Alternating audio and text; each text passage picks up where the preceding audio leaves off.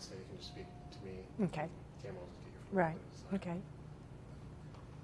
If you can start off by telling me your name, where you live, and what you do. Okay. I'm Judith Segura, and I have worked here at BELO for 22 years. I'm currently president of the BELO Foundation, but for about 18 years I've handled company history matters, and particularly just telling the story of BELO, which is the oldest company in Texas, and handling kind of the family tree of the founder of the paper and his descendants and that sort of thing. I live here in Dallas.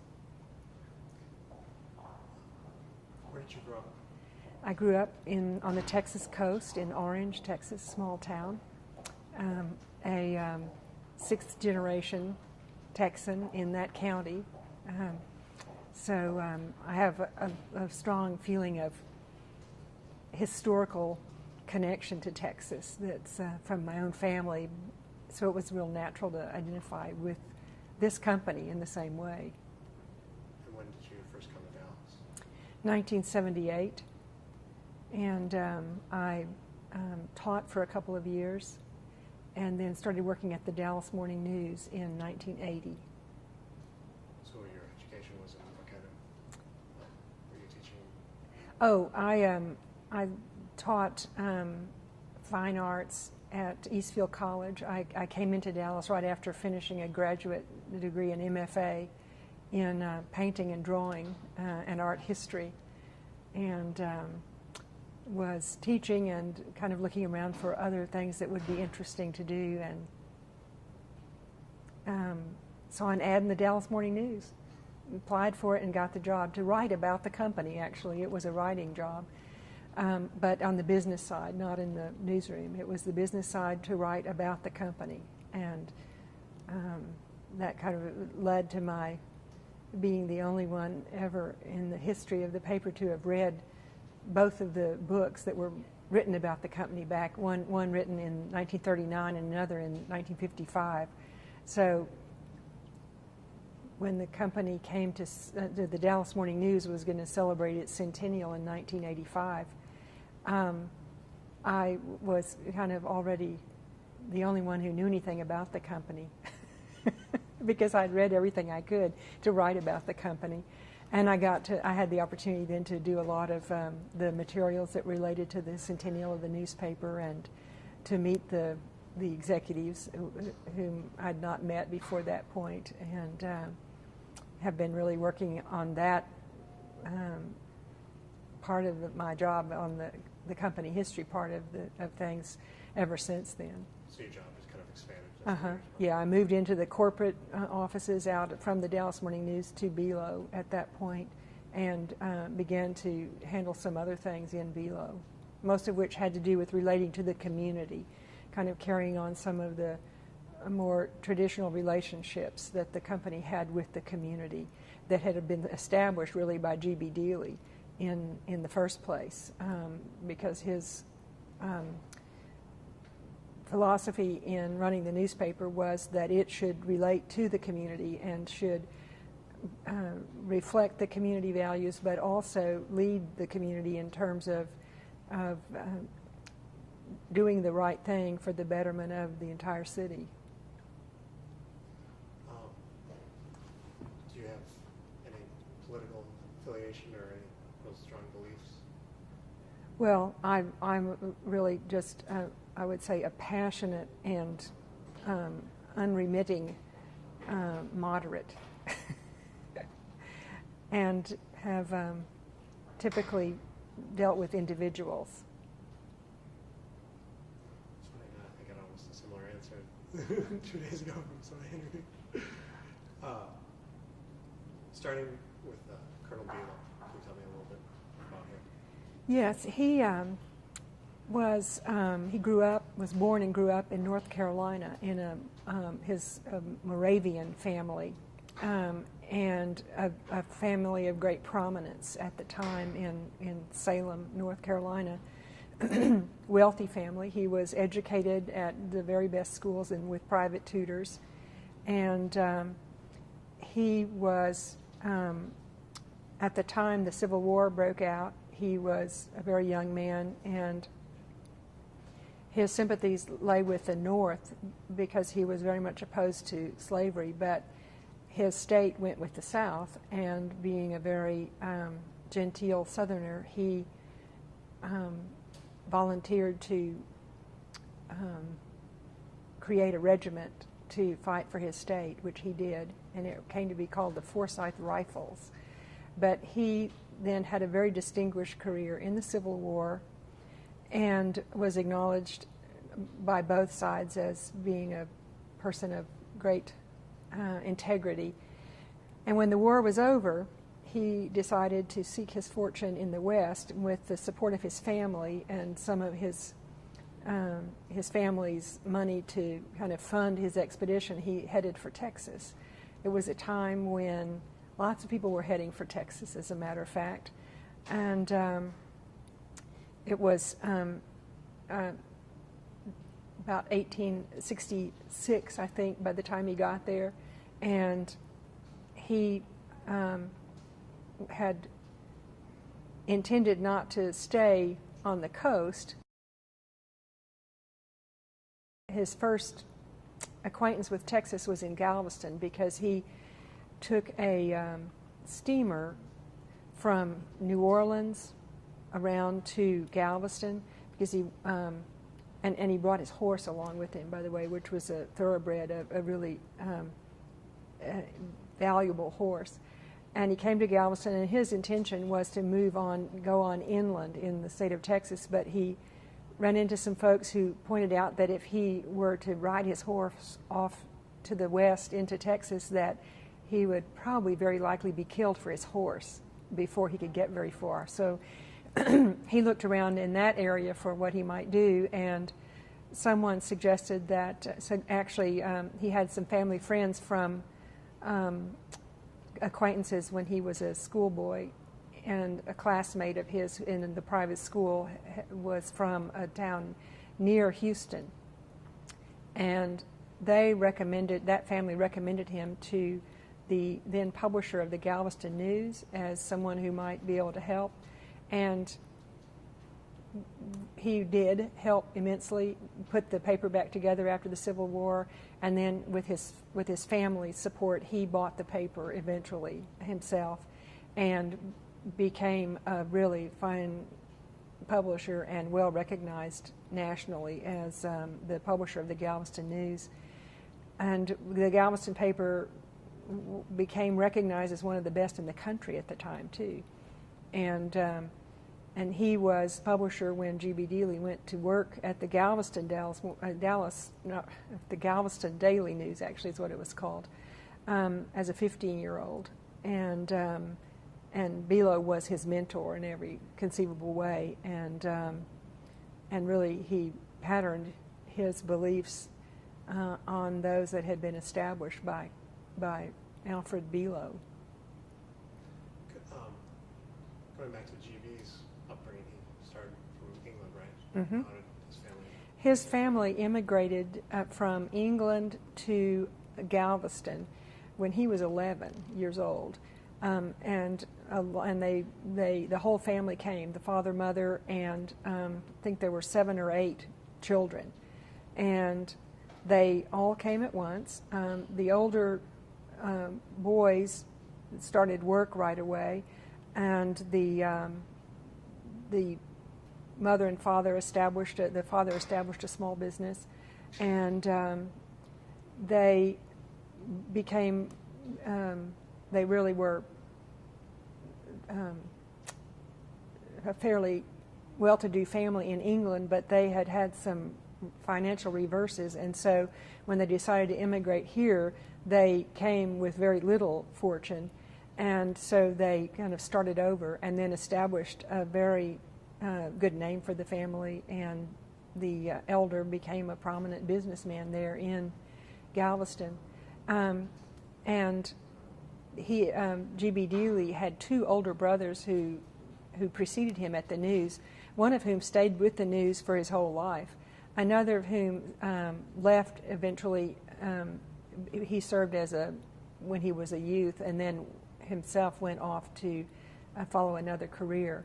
But the G.B. Dealey started working there by the time he was 15 in the newspaper, just as a copy boy or gopher at the beginning, but was very smart and eager to learn, and went to school at night and worked his way up into the company, into the awareness of the management there, so that by the time he was in his early 20s, he had fairly responsible duties, and fairly great responsibilities, I should say. And what was the job that he had? Was he traveling?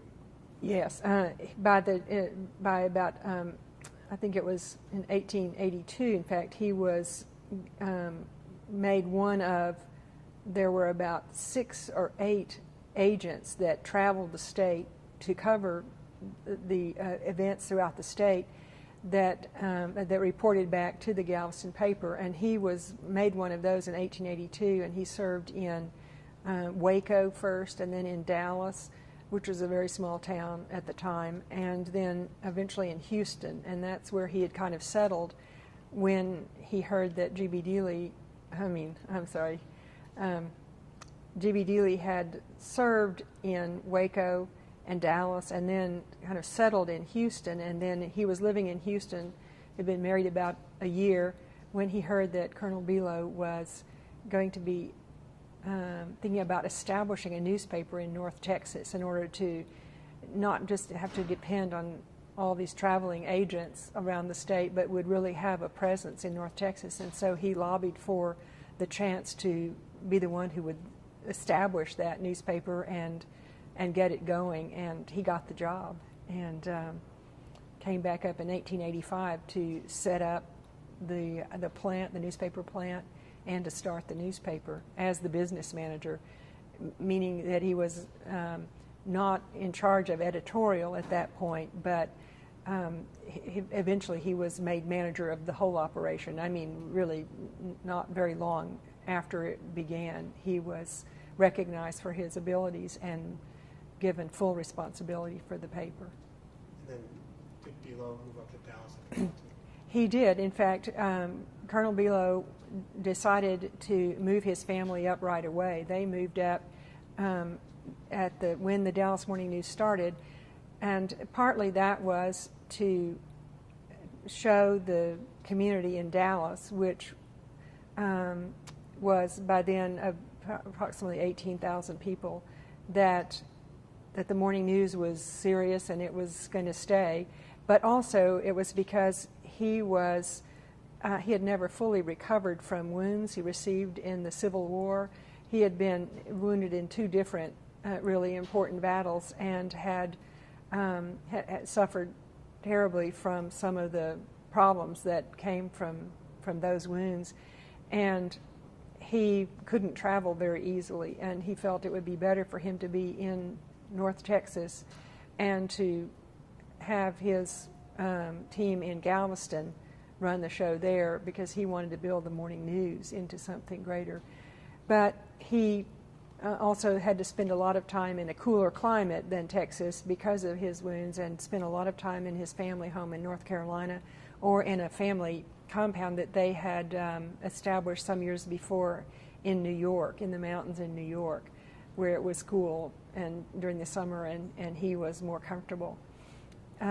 He was very much involved in the establishing of the Dallas Morning News in terms of oversight, though, but he didn't live very long. He was less and less active in the company, and then he died in 1901, soon after he had built the big home that's the only home of its era that still stands on Ross Avenue now. Tell me about G.B.'s wife. G.B. Dealey, while he was working at the Galveston newspaper, had the opportunity to meet some visiting newspaper dignitaries from Missouri who came down to Galveston to visit with Colonel Below. And G.B. Dealey was able to meet a publisher from Missouri whose name was Allen, who was from Lexington, Missouri, publisher of their local newspaper, whose daughter came with him on that trip. And G.B. Dealey was asked to show them around the Galveston News and to tell them about Galveston, which he did. And he also became really smitten with the daughter, with whom he began a correspondence. And she was really a beautiful young woman, and a little younger than he. And they then corresponded for a number of years while he was getting kind of his career established there in Galveston at the Galveston newspaper. So at a point when he felt that he had a future ahead of him and had a job, a substantial job, he asked her to marry him, and she did. And they started their life together in Houston. They were married in 1884, or maybe, yeah, it was April of 1884. So And let's see, he was born in 1884. He was 25. Yeah. So. And then, can you just tell me their children, just kind of the order of the children they have? G.B. Dealey and his wife Olivia had 5 children. The first was named Annie, and she married a doctor whose name was Jackson. The next was a daughter named Fanny. She also married a doctor whose name was Deckard. The third child was named Walter, and Walter Allen. He also married and had 1 child. Then the fourth child was named Edward Musgrove, and he also married and had several children. And then the youngest was, her name was Maidie Dealey, who married a Maroney. So that introduced 3 new names into the company by the marriages of the daughters. And so which of his actual children went on to the company? Well, today, as a matter of fact, I'll just go backwards with the description of this. Today, his G.B. Dealey's great-grandson, Robert Deckard, is the chairman of Below. He's also the president of Below and the CEO. And another great-grandson, descended from another daughter, whose name is Jim Maroney III, is the publisher of the Dallas Morning News. Both of them have been in various roles in the company for many, many years, and they're both still relatively young men and have a long future still with the company. And but out of his children, which ones worked for him? Of G.B. Dealey's children? Yeah. Of G.B. Dealey's children, really only 1 child of his ultimately had a full career in the newspaper. None of the 3 daughters worked at the company. However, both sons did come into the company to begin with. The older one was Walter Allen Dealey, and he was a very good businessman, very well respected in the company. He was the one who, in the 1921, when it became known that radio was going to be coming into view, he persuaded his father to establish WFAA radio, and it went on the air in April of 1922. But he was unfortunately not able to live a very long life, and died at, I think he was about 42 or 43 when he died, in the early 30s himself. And his younger brother, Ted, Edward Musgrove Dealey, was known as Ted Dealey. He was really not very interested in running the company at all. what he really wanted to do was be a writer. He wanted to be a reporter, and he loved to travel.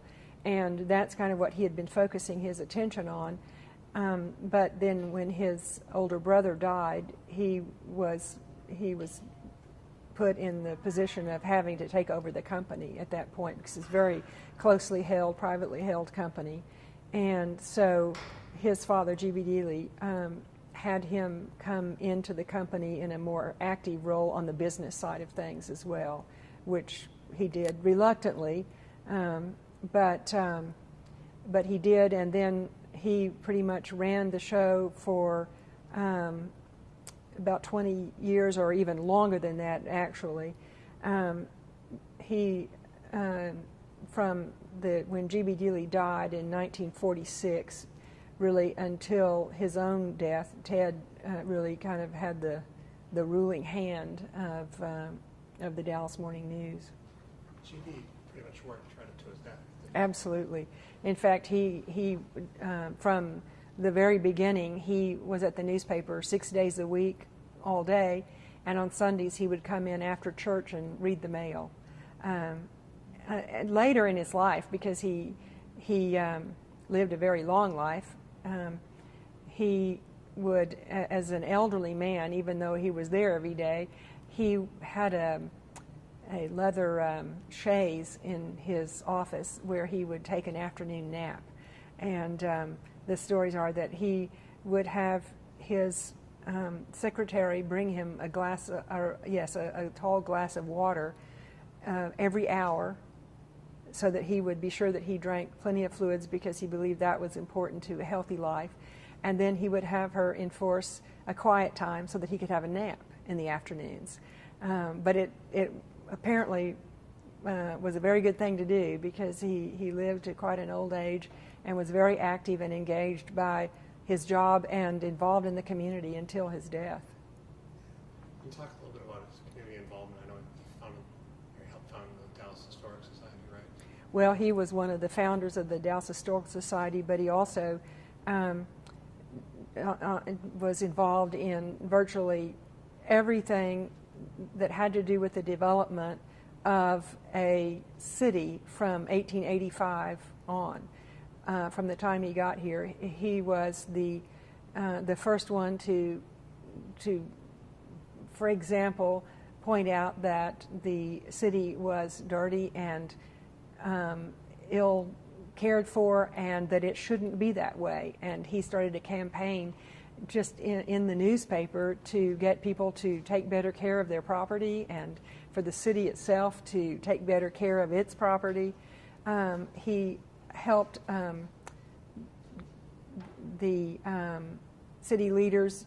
He was very involved in getting the Federal Reserve Bank to select Dallas as the city where it would establish a regional bank. He helped establish the what was known at the time as the University Club, which he felt was a way to get all of the most forward-thinking and intelligent and well-educated people in the city to come together to discuss issues of great importance. But since he had never gone to college, he said that he felt that those were the people who needed to be deciding things, but he didn't qualify to be a member. So he would just like for them to keep him informed about what they decided on. He's a very modest person, very, very smart and very committed, but not a person who ever wanted to be in the forefront of things. He wanted for the right thing to happen for the right reason, and he would just do whatever he could to make it happen. He said he's not a partisan person, but he did Correct. take a stand on certain things. Well, he took a stand on behalf of good sense, of kindness, and of justice. For example, in the 20s, when there was an upsurge of activity by the Ku Klux Klan that moved into Texas from other parts of the South, he, after the very first visible evidence of their being in Dallas, he started a campaign in the Dallas Morning News that was unrelenting to drive them out of the city. And he named names, and this included some of the most prominent business people and the most wealthy of them in the city at the time. And he would not back off because he felt it was the right stand to take to defeat the Klan in whatever way he could. That was not a political matter. That was a humanitarian matter. It was ultimately involved with politics because he ended up having his newspaper, in fact, support someone who opposed the Klan, who was the opposition to the Klan candidate, in order to defeat the Klan candidate.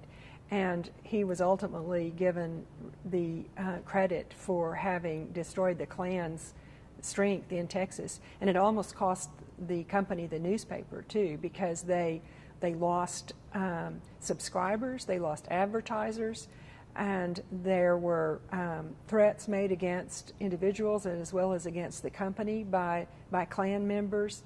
But he wouldn't give up. That was the point at which, in fact, the heirs of Below still owned the company at this time, and they still owned the Galveston News as well as the Dallas Morning News, but they made a decision to support G.B. Dealey in his position by selling the Galveston News in order to be able to focus their resources on the Dallas Morning News to enable it to maintain that fight, which it ultimately did maintain and won. Talk a little bit about the naming of the plaza. And first talk a little bit about the plaza was part of the New Deal, right? Well, with that. one of G.B. Dealey's really greatest contributions to the city early on was that he was able to engage the city in agreeing to hire a city plan to be created. And he recommended a certain planner whose reputation he knew, who had a national reputation. He was a European man who had planned Kansas City and had done some of the very best city and park plans throughout the country. And his name was George Kessler. And G.B. Dealey was able to get the city of Dallas to hire George Kessler to create a city plan for Dallas. And in that plan, one of the things this was in 1910 that this occurred.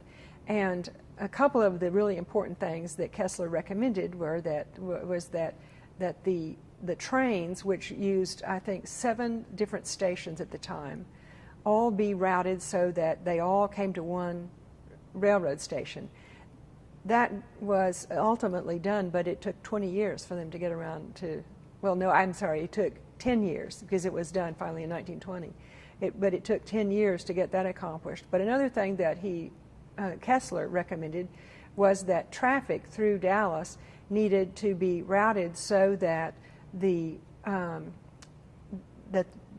cars going in and out of town didn't have to wait for the trains, because once the trains were going to Union Station, then that really cut the city off from traffic going east and west. Another thing that G.B. Dealey had done earlier that I want to mention, because it's what made it possible to create an underpass under the railroads, was that after just year after year the city experienced devastating floods from the Trinity River. G.B. Dealey campaigned for and was successful in getting the state really to build levees that would contain the river, and in doing that they moved the river a little bit further away from downtown Dallas, so that they channeled the river, channelized it a little bit to get it a little bit farther away, so that although there were levees, if the water came out of the levees, the city would still be protected. So by moving the river away from downtown, it created an area that was floodplain, which was a lot lower than downtown, but which then was land that could be developed for roads and could be used to create highways that brought traffic into the city. And it also then enabled the city planners, as they began trying to solve these traffic problems and get around the fact that the railroads all converged in that one spot there on the west side of downtown. They realized that they could create an underpass under the freeway right there, so that the three main downtown streets could all use one underpass. And it was called the Triple Underpass, and it was developed in the 30s, and it wasn't created as a WPA project, but it was during that time that it was done. It was done to solve some major traffic problems here in the city of Dallas, and it was a really massive undertaking for them to create this underpass that would funnel commerce, Main and Elm, those three main east-west streets, through this one railroad underpass. G.B. Dealey, at the time after the river was channeled and the levees were built, G.B. Dealey had bought quite a bit of land in that area, thinking that that would probably someday be land that could be developed very profitably, and it was being sold very cheap at that time. And so he had bought some of that land, and ultimately ended up donating a good bit of it to this project when he saw that the civic good would be served better by allowing his property to be used as part of this project, because he had bought some of the land that was ultimately needed to create this triple underpass. So he never did make the money that he thought he would make, because he ended up, on that land, because he ended up donating it for the project as a matter of course. Did he own land on both sides of what's now the triple underpass, or just one side? On what's really the north side of it. And there's even another little section over there that's also, it's called, I think, the Dealey Annex, that was he held on to for years and years, because the building of the roadways didn't require it, but he held on to it, and then ultimately it just became public land too. He donated it for public land, and it's kind of a little triangle park in there now. And then who decided to name it after him? Well, I believe that there were, some of the leadership in the city made that recommendation, and I've read that he was told about the fact that that some of the leaders in the city had a campaign underway to name Dealey Plaza in his honor, and he said that he felt it was a terrible mistake, that no property should ever be named for someone who was still alive. He just didn't think it was the right thing to do. And his son Ted, who at that point was real active in the company too, told him that he felt that the city leaders were going to do it anyway, whether his father, that is, whether G.B. Dealey would graciously accept it or not, they were going to do that. So he relented, and so it was named in his honor before he died. One thing from before, when did he decide to buy out the Dealey family? It was actually kind of the other way around. He had been named president by the heirs, because since Colonel Below died fairly young, and with only one son who himself died just a few years later, the descendants then were daughters who had moved back east, and the widow and the daughters, and they had G.B. Dealey continue to manage the operation on their behalf.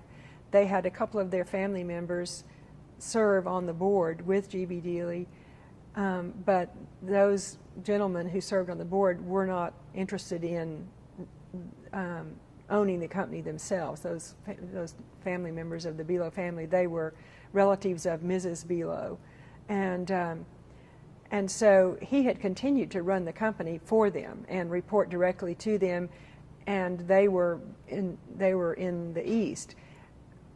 But at a certain point, they decided that it was in probably like mid-20s, 1925, they decided that they really needed to sell the company. And instead of selling it to someone else, they made it possible for G.B. Dealey to buy them out so that he could have control of the company that he really had made successful, because he was the only one who'd ever really managed the Dallas property from the very beginning. And he worked out an arrangement with them that he borrowed money, and with a couple of other partners, they bought the company from the Below heirs. And yet the descendants of Below maintained ownership of that home that was on Ross Avenue. And they owned it until the 70s, the mid-70s, when the Dallas Bar Association and the Dallas Bar Foundation bought that home from them and restored it, and they have used it ever since as their legal education center. But he bought the company in 1926, and it had been called A.H. Below and Company before G.B. Dealey bought it. And in recognition of his mentor and his admiration and appreciation of him, he renamed the company A.H. Below Corporation, and so he kept the name. And at this point, I think there's always some confusion that people think that G.B. Dealey and A.H. Below were related to each other, but they weren't. But except in spirit, I suppose. The statue that was put in of G.B., was that? That was the statue of G.B. Dealey was added years later. And it was created by it was commissioned by a civic group to be placed there in the plaza in recognition of G.B. Dealey. It was already called G.B. Dealey Plaza, but there was no real obvious recognition of him at the place. And this sculpture was placed there to really call attention to the man as being such an important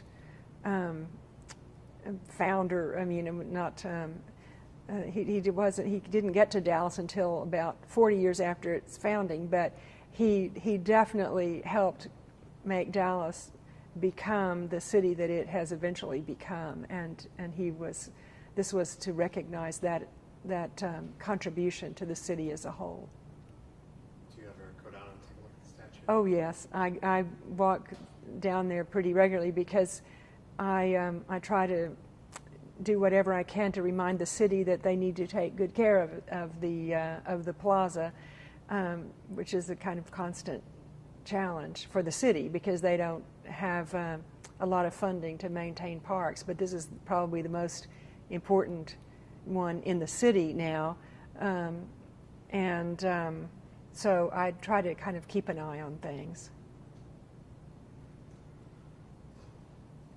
Is there anything that would surprise people about G.B. Dealey? I mean, I guess most people probably would be surprised about what a philanthropic individual he was. Mm-hmm. But just humanizing things as far as you have an interest, hobbies.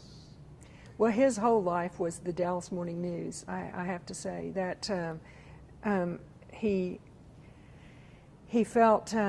I mean, that was just his calling. But there's an amusing story that a lot of people have told me about him, which was that he really liked to be prepared to, if he were ever called on to make remarks, he always liked to be able to make some humorous little comments about things. But he was so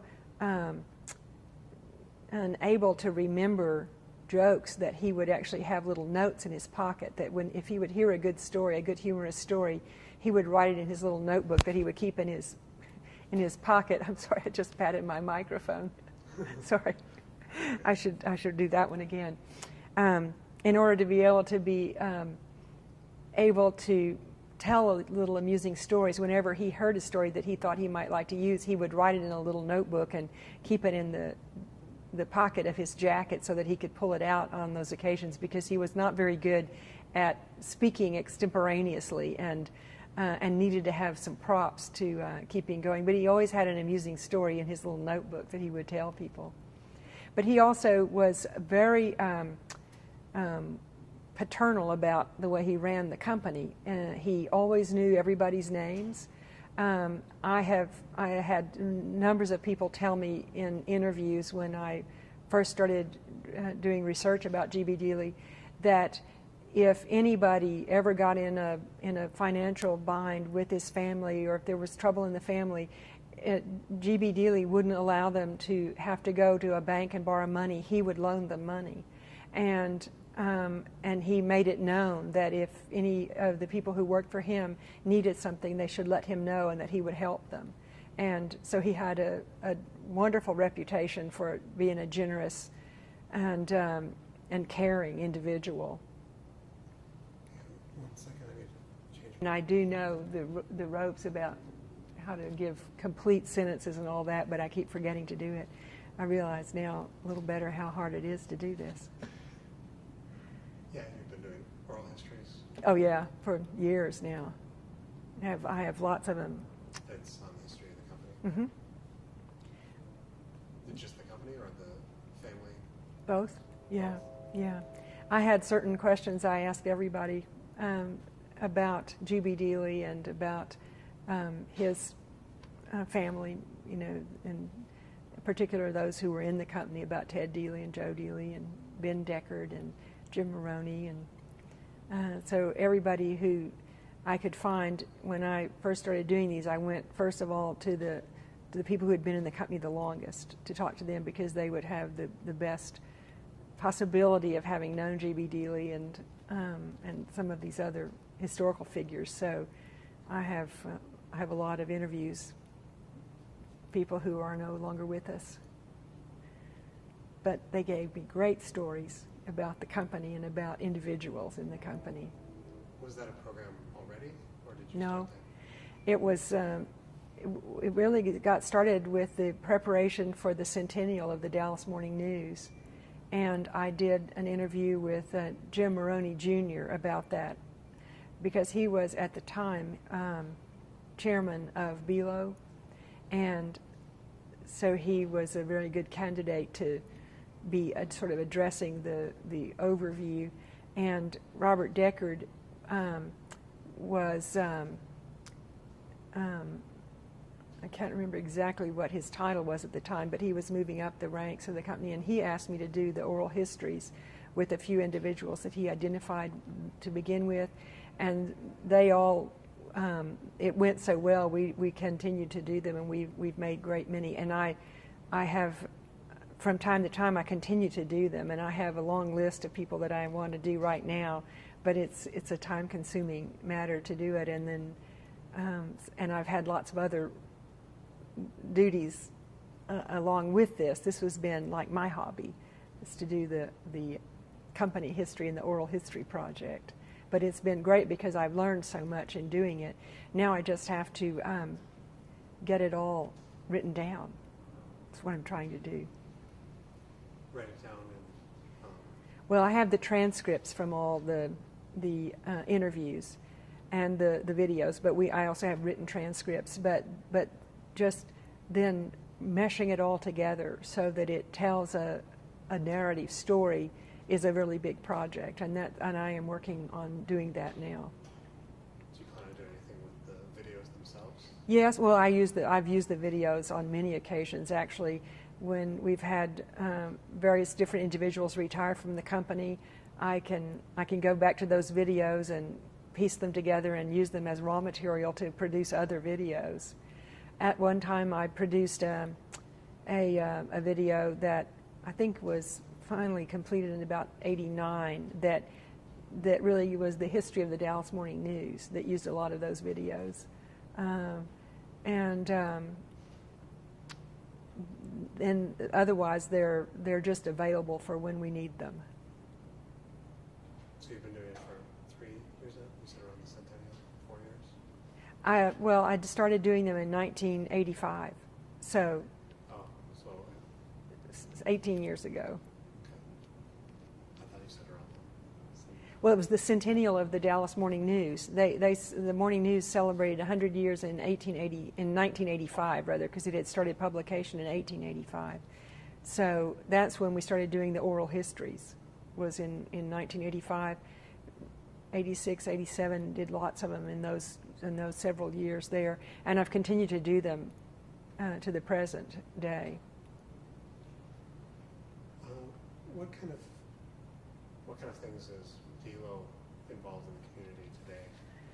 Are you involved in the Old Red, the restoration? Yes, I'm on the board of trustees of the Old Red Courthouse Foundation, which is the entity that is creating a museum of history of Dallas County.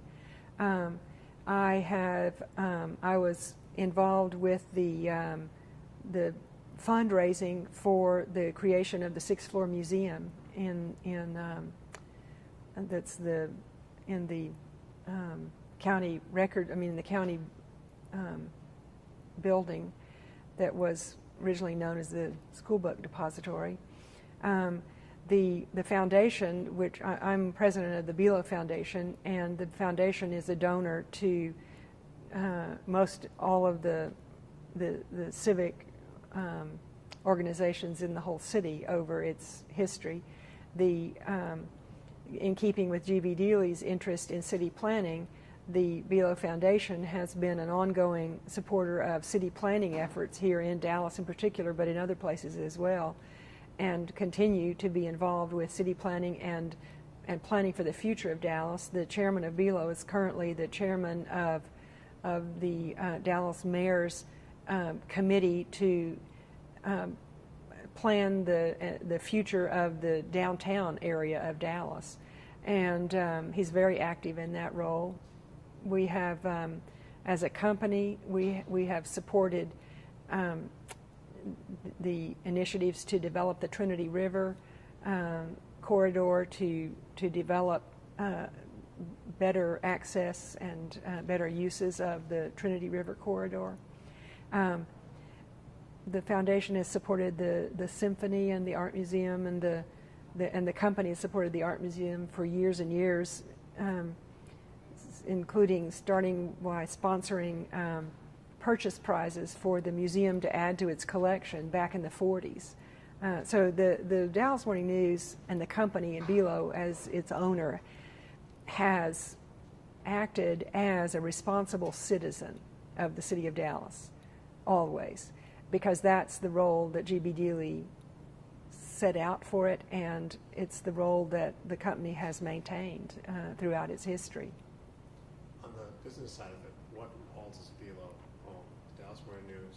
Here in Dallas, the Dallas Morning News is a Bealo company. Channel 8, which is WFAA TV, that's kind of the successor to WFAA Radio, which began in 1922. Bealo also established and owns Texas Cable News, which is TXCN. It's a statewide, 24-hour-a-day cable news station that focuses on news in Texas. Other television properties that Bealo owns in Texas are in Houston, in San Antonio, and in Austin. So our TXCN cable station gets feeds from all the Texas television stations and then repackages it to be used on the statewide system. But overall, Bealo owns 19 television stations, and they're all over the country. There's a large group of them in the Northwest, in the Pacific Northwest. There's another group in the Southwest, in Arizona. We have the company owns the Providence Journal newspaper in Providence, Rhode Island. It also owns a big newspaper in Southern California. It owns the Press Enterprise, and in Riverside, California. So it's a major media company these days. It's considered one of the largest in the country, and it is based in every respect throughout every one of the companies on the principles of journalism that were established by G.B. Dealey. And we're sort of, among the last in the media world who be working as hard as we are to uphold those principles of fairness and truth, and trying to avoid the pitfalls of news as entertainment, which does seem to be more and more prevalent in this country. I mean, everybody I've talked to spoke glowingly of G.B. Dealey, but I just have to ask, besides, nuts in the Ku Klux Klan, was there anybody who spoke bad of him or anybody who disagreed with him? I think that there were lots of people who had disagreements with him because he always stood for what was right. And another example of how the newspaper suffered financially because of his integrity was that when after the first oil gusher came in Spindletop in Beaumont, and that started a rush of speculation for drilling for oil, and the speculators would put advertisements in the paper to get investors to come on board. And G.B. Dealey realized right away that that was a really iffy business, and that a good many of these speculators who were placing ads didn't even have anything to show for what they were trying to sell. And so he right away refused to take ads on oil speculation, which of course meant that he was turning away revenue for the newspaper, but he felt it was the right thing to do because he didn't feel that it was appropriate for the Dallas Morning News to be a vehicle for people to take advantage of other people, which is what would ultimately have happened. So there's another example of his, his sort of playing it straight.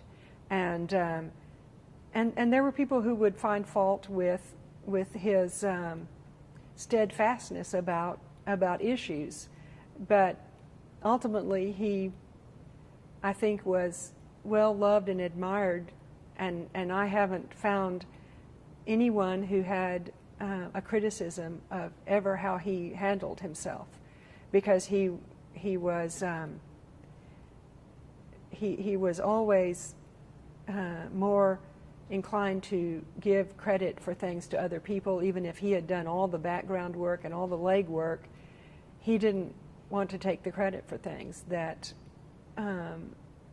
that would ultimately, be handled by other people. He was content to know, apparently, that he had laid the groundwork for things to work better. That was really what he wanted to have happen, that for the city to operate well and to operate honestly, and for there to be fairness practiced in hiring and in he was one of the first newspaper publishers to bring women into the newsroom to cover real news. He really pioneered in a great many areas in terms of equal rights for minorities as well as women in jobs. Can you tell me the story about his will and his decision to the shares? Well, once he bought the company, he owned controlling interest in the company, but he had a few other partners. But his obviously his wealth grew tremendously once he owned the company, and the morning news prospered so. But in his will, he created a trust which would enable his assets were to be divided equally among his 5 children, but they were not to have access to and all of his wealth was entirely in the stock of the company. he was not a wealthy person in the sense that he ever had ready cash. All of his money was in the company, and he plowed everything back into the company as well to grow the company, because that was how he operated. So he owned tremendous stock in the company that he put in his will would be divided equally among his 5 children, but they would not have access to that stock until 5 years after the death of his longest surviving child, which meant that although he died in 1946, his descendants did not have access to the shares of the stock until 1976, because his youngest child lived the longest, and she lived until his daughter Maroney lived until 1971, I guess it was.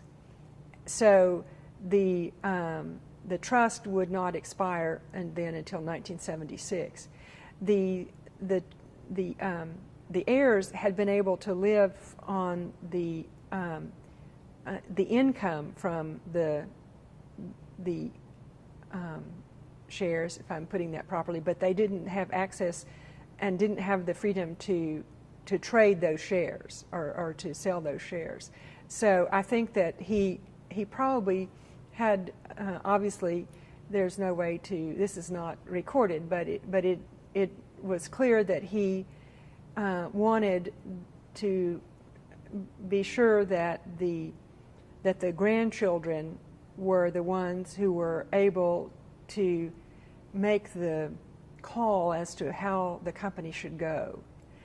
He kept control in that trust of the company in a way until 1976. Bringing it a little bit past that,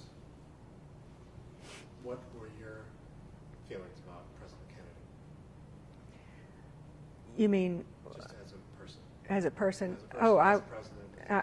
I was young, but I was really thrilled. I thought it was wonderful to have such a young and vital person. I don't remember.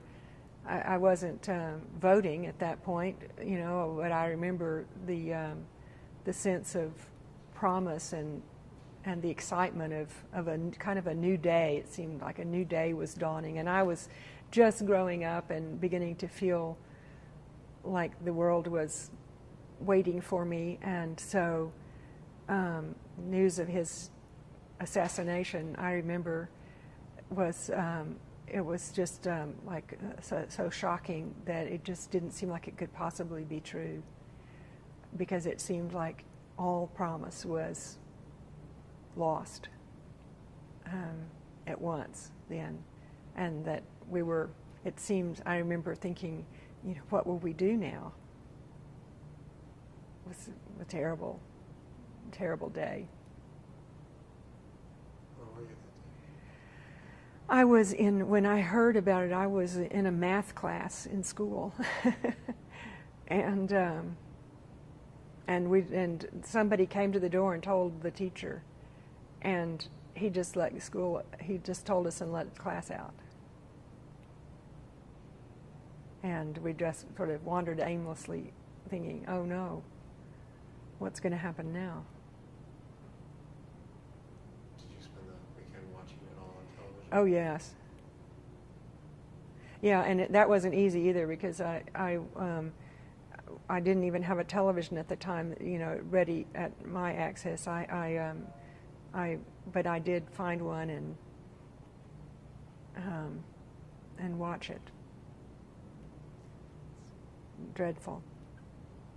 I feel cold thinking about it, because I remember being cold at the time watching it, and it all kind of comes back. What was so where were you living at that time?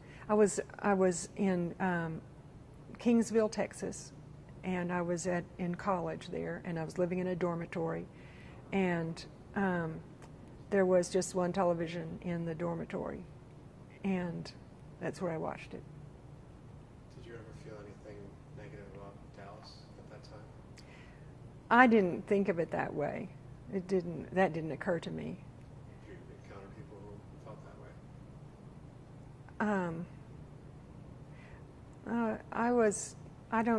I don't recall that myself. I know I've been told that Dallas had a lot to get through after that. Do you know anything about how that affected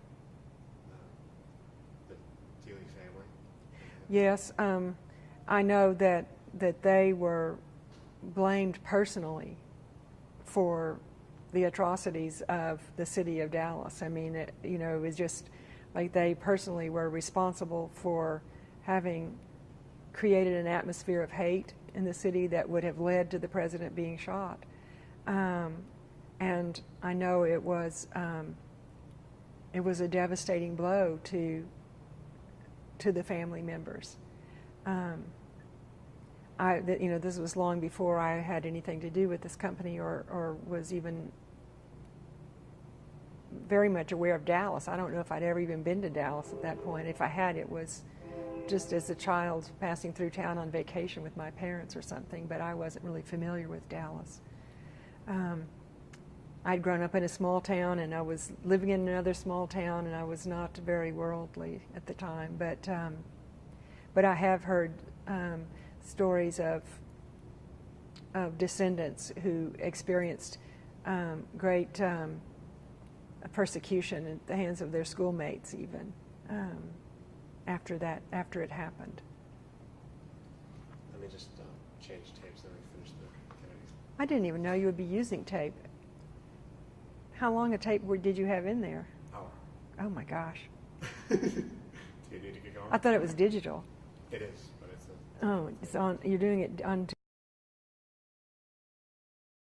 Story that you told about Ted Dealey going to Washington, D.C. Yeah, part of the lore of this company is something that I think makes everybody cringe every time we are required to remember it. And it's part of what created a sense that the descendants of G.B. Dealey were somehow connected to the sense of anti-Kennedy sentiment that was among a few just fringe elements in the city.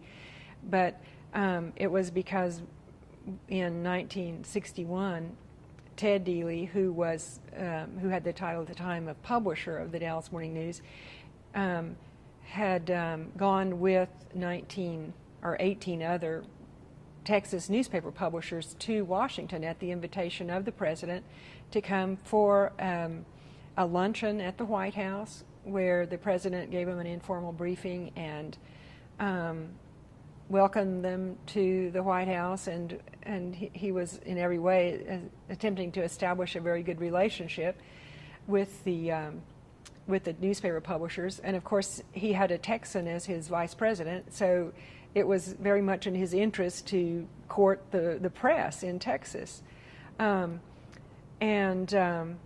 Apparently, the story goes that and there were lots of people there, and this was written by all of them in all of their newspapers, that at a certain point the president asked if anyone in the audience, in the group among the publishers, had anything they wanted to say. And apparently one person stood up and just said how grateful they all were to be there in the White House and to have the opportunity to talk to him privately.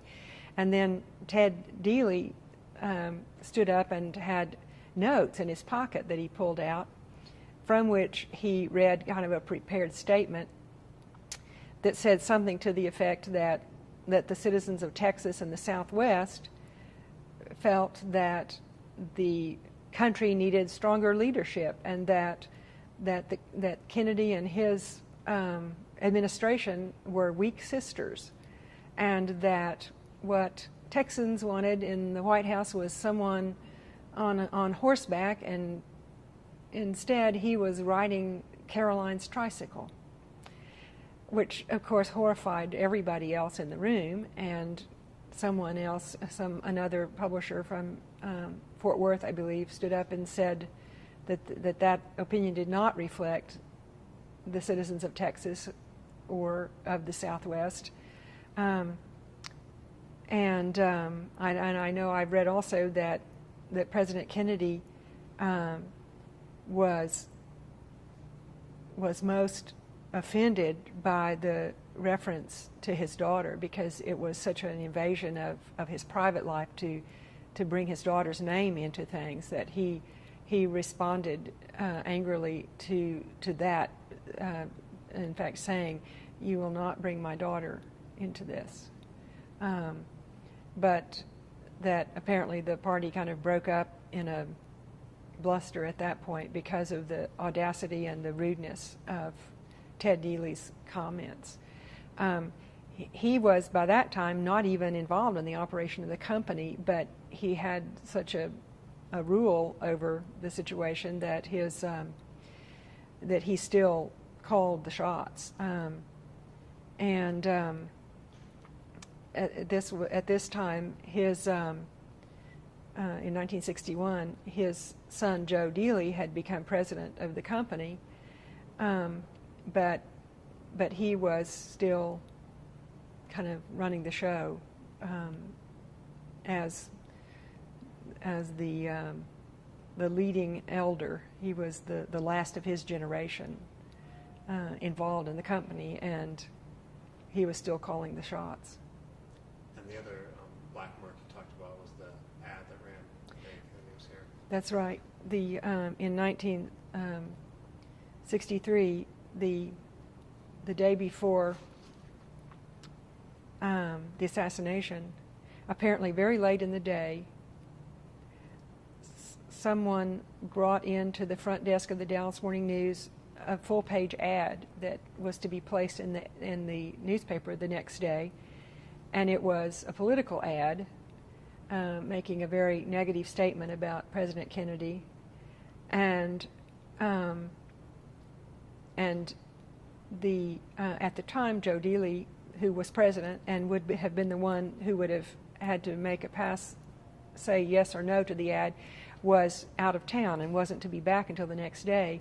So the ad was taken to Ted Dealey, who okayed it for running in the paper. Joe Dealey told me years ago, and I know that it's true, that if he had seen the ad, he would never have allowed it to go forward. It should never have been printed. It should never have been allowed. But it was late in the day, and they were making the paper up at that point.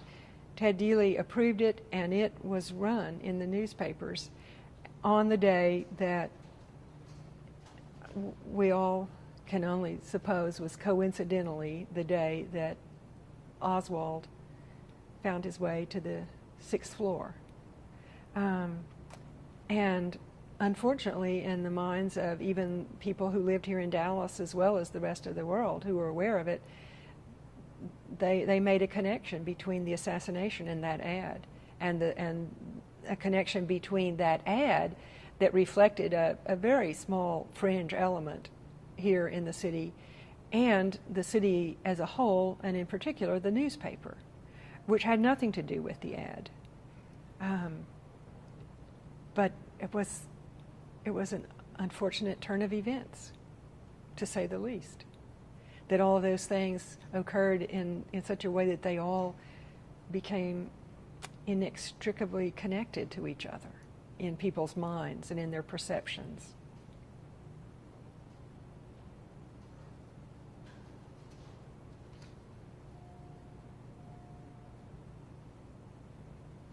You said you were involved in the 6th floor's creation. Mm-hmm.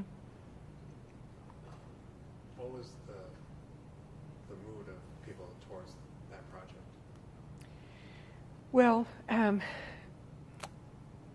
there was a sense, apparently right after the assassination, that that there was, the building should be, even torn down, and it was a privately owned building,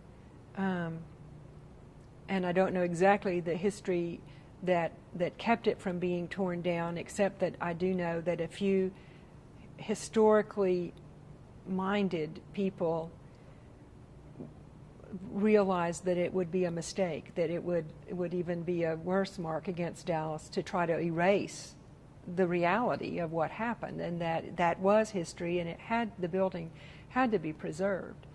And ultimately the county acquired the building to use for county offices, and that floor was just preserved exactly as it had been. And in fact, from there on up, I believe, in the building, it was just closed off completely. And there were a few very determined and historically minded people who believed that there should be some kind of memorial created, something that should be done to preserve that space for historical purposes. But for the most part, the city leadership wanted just to forget about it, and they resisted any attempts to create any kind of permanent acknowledgement of that site and what had happened there. Then I remember it was in the mid-'80s, one of my first involvements in civic matters on behalf of the company was when Robert Deckard, who was by then chairman of BELO, asked me to sit in on a meeting that he had with a woman named Lyndalyn Adams, who was one of the most important leaders who believed that this should be done. And she made a pitch to him that she would lead an organization, that she would create an organization and lead a group to try to establish some fitting historical I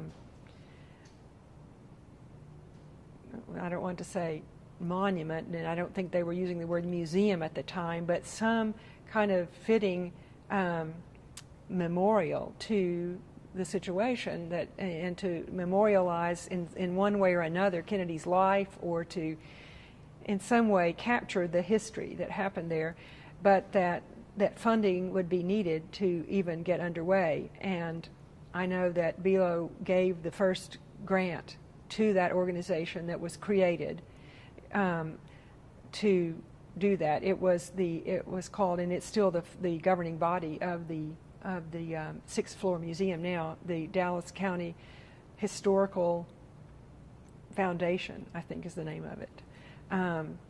And so as soon as it was formed, then the BELO Foundation made the first grant as seed money to create the studies that would lead to ultimately that led to the creation of the sixth floor museum. And what do you think of what they finally produced? Oh, I think they did a wonderful job of it, because it's very straightforward, and it's very calmly told, and it is told without embellishment or without comment, but it tells history, and it had to be done. It tells it without interpretation, which I think is the most difficult thing to do. It uses news reports from the time to put the picture together so that it shows how people reacted, as well as it just captures the events that unfolded from that moment on. And I think it's done really, really well, and has stood the test of time in the years since it opened in telling the story in a fair and straightforward way. And I'm not sure that it has helped people have a clearer idea of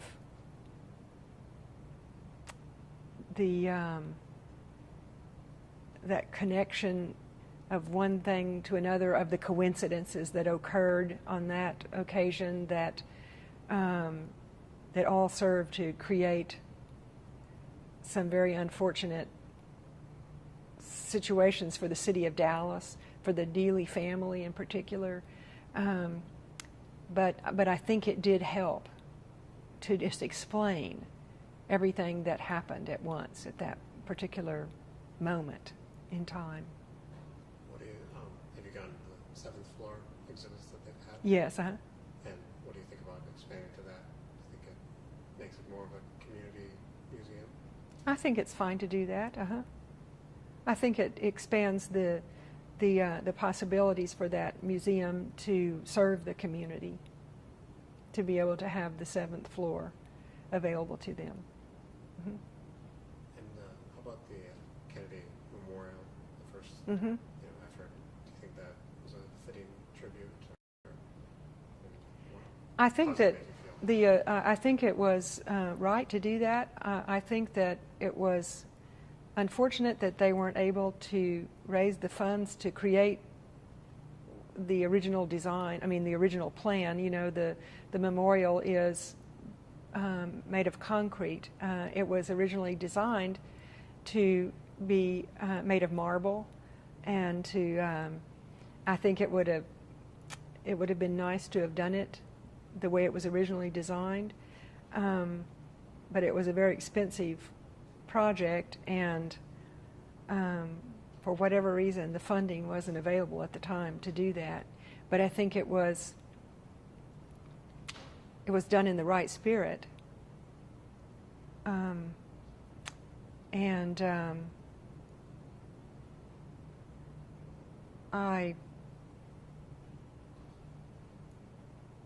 I think it's in a way it has not stood the test of time as well as the museum has, because of its I don't know exactly the right word. It's such a lonely feel there. Walking in there, I rarely go there because it's such a sad place to be, and it was designed to be like an empty tomb. I mean, that was the point, and that's what it feels like. And so, it's not a place where I feel that I can feel comforted. Yeah, I went to take pictures of it last night, during the night, and I'm questioning whether or not I'll use the picture because somebody had left a rose there. I think It often happens. Yeah. There are often people leave flowers there, and if you walk up just out of the blue, it might look a little sentimental, but some people do that out of genuine emotion. It's an authentic gesture that people make there regularly. Why wouldn't you use that? I was afraid that people would think I just put it there. Oh, For the effect, yeah. Yeah, I think that you could go to that Kennedy Memorial any time of day or night, just about any time of the year, and find flowers had been left there by someone. It happens all the time. I even had somebody tell me that over in Dealey Plaza, when John Kennedy Jr. died, people were laying flowers there. They did. And people spontaneously show up here on the anniversary of the assassination every year and fill the grassy knoll with wreaths and flowers. It's amazing how it continues to be of such currency to people that they would feel drawn to do that. Did you have any involvement when Oliver Stone was trying to get No. to the 6th floor? No, I didn't. Yeah, I don't know if you're involved in the foundation then. No. Did you avoid that area when they were Yes, shooting? completely. Yeah. Otherwise, I drive by there every day coming to work, but we just stayed away during that whole period. And did you ever see his film? No, No interest? no interest. No interest in any of the conspiracy stuff? No.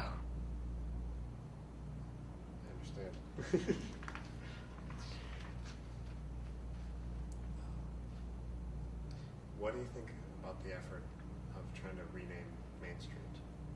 Rename it? Yeah, rename Main Street for Kennedy. I don't know about this effort. I hear some people saying, and I did see actually in the Dallas Morning News somebody writing a little letter to the editor about wanting to change it. But I missed that letter to the editor.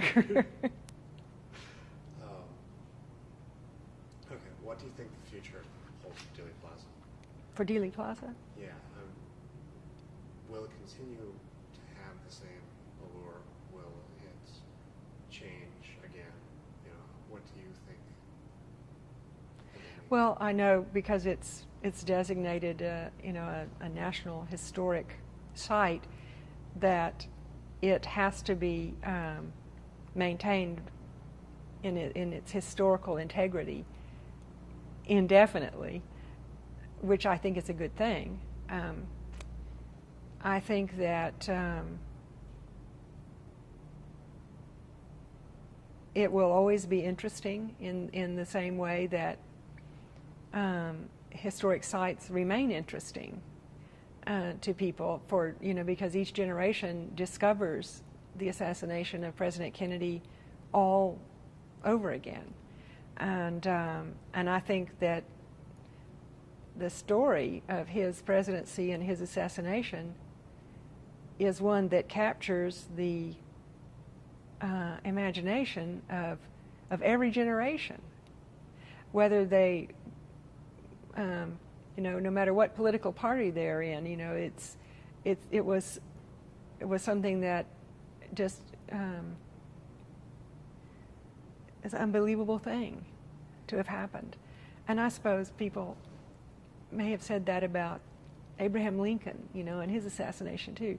But it's true even of him, that every generation who reads about Abraham Lincoln and his assassination is captured by that story. I think for whatever it's worth, the same thing is true of Kennedy. And so I think it will continue to be an interesting destination for people who like to go to historic places, and that the city of Dallas has a really big responsibility to posterity to maintain it at the very best level it possibly can. That reminded me of one thing. With the old red, you're trying to put the old bell tower on, correct? Well, that may or may not be feasible because of the expense and even whether the building is capable of bearing the load. Because the reason the bell tower was taken down in the first place was that it turned out that structurally the building didn't really support it very well in the high winds that occur in this part of the city. And it was dangerous, and it was destroying the building to be up there. So there's some question about whether it's even feasible or possible to ever do that, to put the bell tower back on the old red courthouse. But the museum that will be done in the old red courthouse, a portion of it will overlook Dealey Plaza, and from the third floor look right down onto Dealey Plaza. So it'll be part of the narrative in the museum will interpret what you see out the window too, although it certainly won't in any way compete with the sixth floor museum, which does something completely different. This will tell the story of Dealey Plaza, and it will tell the whole story. I was just wondering, with the bell tower, if there was any concern that was putting it back before its 63 look. Oh, I don't think that would matter in historical terms, because what they deal with are the facades on the buildings that face the site where it occurred, and that doesn't change the facade of that building.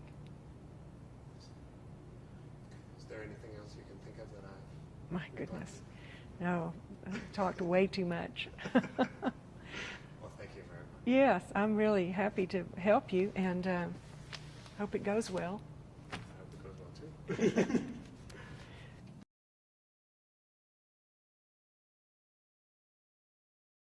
sources. And so when they decided to immigrate here, they came with very little fortune. And so they kind of started over and then established a very good name for the family. And the elder became a prominent businessman there in Galveston. And he, G.B. Dealey, had two older brothers who preceded him at the News, one of whom stayed with the News for his whole life. Another of whom left eventually. He served when he was a youth, and then himself went off to follow another career. But the G.B. Dealey started working there by the time he was 15 in the newspaper, just as a copy boy or gopher at the beginning, but was very smart and eager to learn, and went to school at night and worked his way up into the company, into the awareness of the management there, so that by the time he was in his early 20s, he had fairly responsible duties, and fairly great responsibilities, I should say. And what was the job that he had? Was he traveling? Yes, by about I think it was in 1882. In fact, he was made one of. There were about 6 or 8 agents that traveled the state to cover the events throughout the state that reported back to the Galveston paper, and he was made one of those in 1882, and he served in Waco first, and then in Dallas, which was a very small town at the time, and then eventually in Houston, and that's where he had kind of settled when he heard that G.B. Dealey had served in Waco and Dallas, and then kind of settled in Houston, and then he was living in Houston, had been married about a year, when he heard that Colonel Below was going to be being the only one ever in the history of the paper to have read both of the books that were written about the company back, one written in 1939 and another in 1955.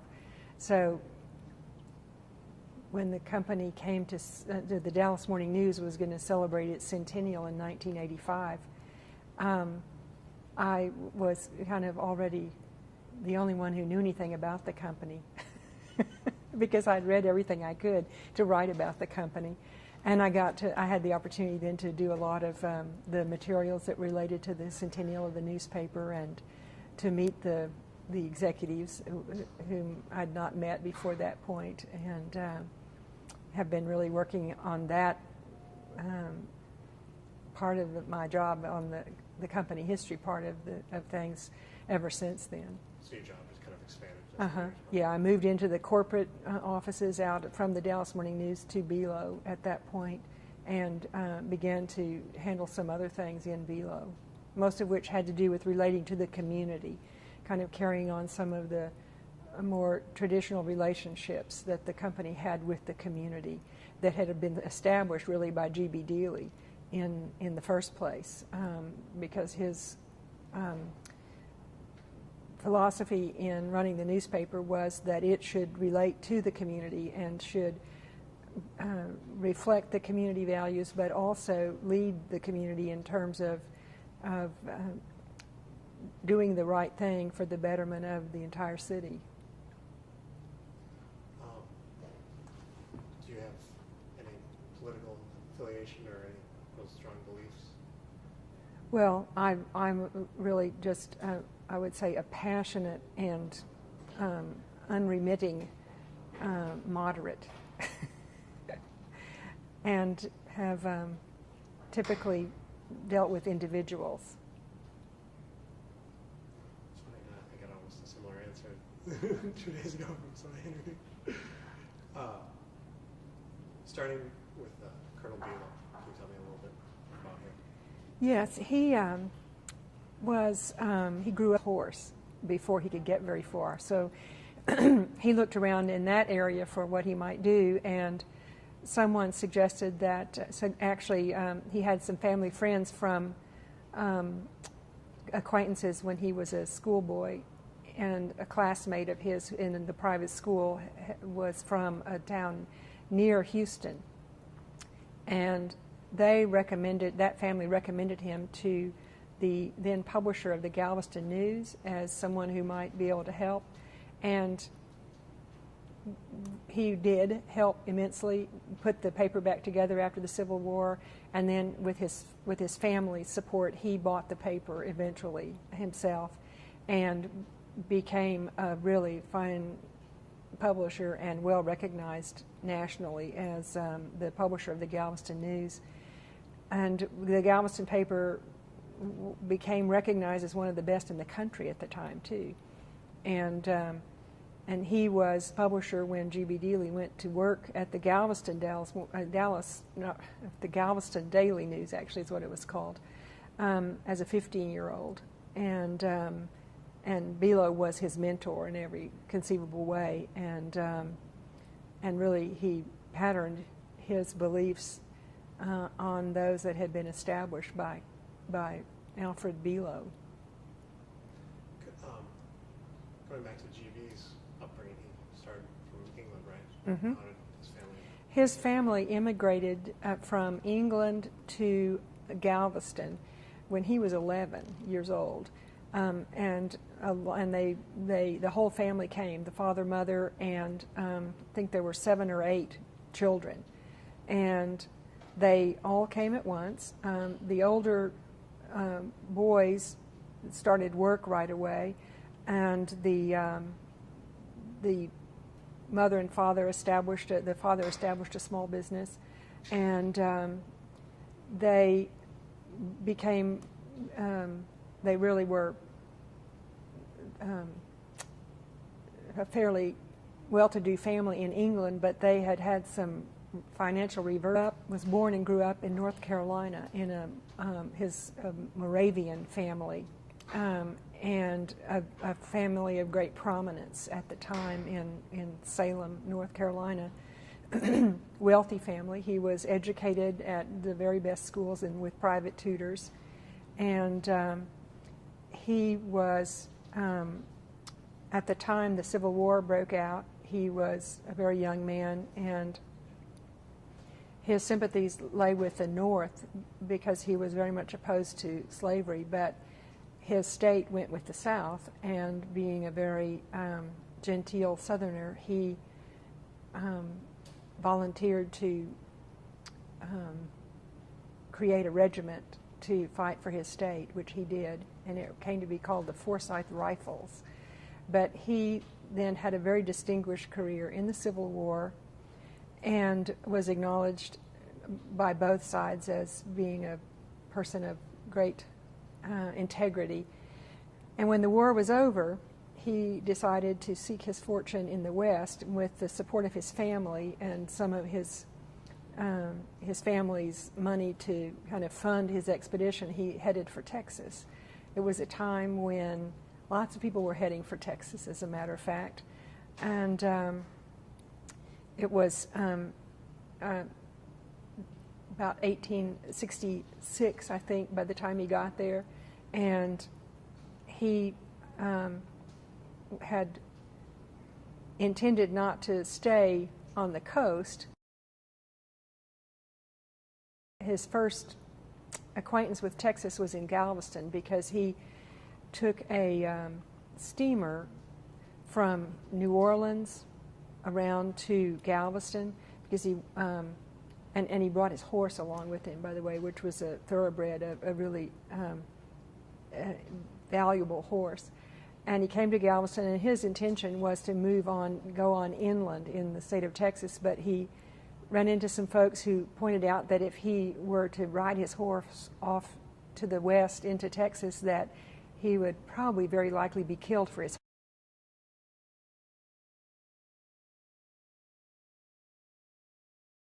Like I said, you can just speak to me. Okay. Cam will get your phone. Right. Okay.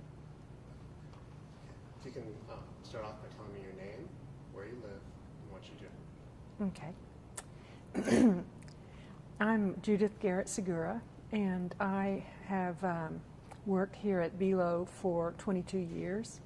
I'm currently president of the Bealo Foundation, but for about 18 years I've handled company history matters, and particularly just telling the story of Bealo, which is the oldest company in Texas, and handling kind of the family tree of the founder of the paper and his descendants and that sort of thing. I live here in Dallas. Where did you grow up? I grew up on the Texas coast in Orange, Texas, small town. A sixth generation Texan in that county. So I have a strong feeling of historical connection to Texas that's from my own family. So it was real natural to identify with this company in the same way. And when did you first come to Dallas? 1978. And I taught for a couple of years and then started working at the Dallas Morning News in 1980.